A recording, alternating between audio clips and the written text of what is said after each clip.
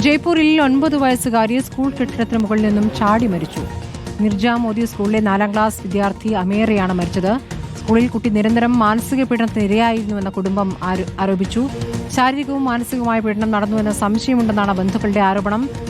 അപർണ കാർത്തിക വിവരങ്ങളുമായി. അപർണ, ഞെട്ടിക്കുന്ന സംഭവമാണ്. 6 വയസ്സ് മാത്രമേ ഉള്ളൂ. കുട്ടി ആത്മഹത്യ ചെയ്തു എന്നാണോ ഇപ്പോൾ അറിയാനാകുന്നത്? എന്താണ് ഇപ്പോൾ പുറത്തു വരുന്ന വിവരങ്ങൾ?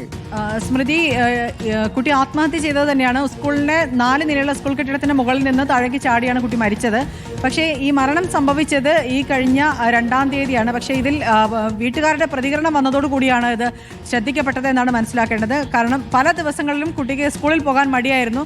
ഞാൻ അവിടേക്ക് പോവില്ല എന്ന് പറയുന്ന പല കാര്യങ്ങളും ഉണ്ടായിരുന്നു. അത് എന്തുകൊണ്ട് എന്ന് ചോദിച്ചപ്പോൾ ക്ലാസ്സിൽ നിന്ന് ചില മോശമായ അനുഭവങ്ങൾ ഉണ്ടായി എന്ന് കുട്ടി പറഞ്ഞിട്ടുണ്ട്. പക്ഷേ ഈ കാര്യത്തിനെ കുറിച്ച് രക്ഷിതാക്കൾ ചോദിച്ചപ്പോൾ കുട്ടി കൃത്യമായി ഉത്തരം പറഞ്ഞില്ല എന്നും പറയുന്നുണ്ട്. പക്ഷേ പലപ്പോഴായി ഇവർ സ്കൂൾ അധികൃതരോട് ഈ കാര്യത്തെക്കുറിച്ച് സംസാരിച്ചിരുന്നു എന്നും സൂചനകളുണ്ട്.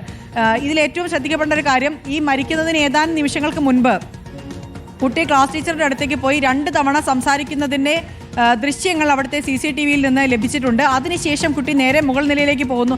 കാരണം വളരെ ചെറിയ പ്രായത്തിലുള്ള കുട്ടിയാണ്. അതുകൊണ്ട് തന്നെ സ്കൂളിൽ എന്തെങ്കിലും ബുദ്ധിമുട്ടുകൾ ഉണ്ടായോ എന്നുള്ള കാര്യത്തിൽ വീട്ടുകാർ നേരത്തെ തന്നെ സംശയം പ്രകടിപ്പിച്ചിട്ടുണ്ടായിരുന്നു. ഇപ്പോൾ അത് അവർ പോലീസിൽ പരാതിയായി നൽകുകയും സ്കൂൾ അധികൃതരോട് വിശദീകരണം തേടുകയും ചെയ്തപ്പോഴാണ് അത് വലിയ രീതിയിൽ ശ്രദ്ധിക്കപ്പെടുന്നത്. വെറും 6 വയസ്സുള്ള കുട്ടി ആത്മഹത്യ ചെയ്തു എന്ന് പറയുന്ന തരത്തിലേക്ക് കാര്യങ്ങൾ എത്തുമ്പോൾ അതൊരു ഞെട്ടൽ ഉളവാക്കുന്ന സംഭവം തന്നെയാണ്.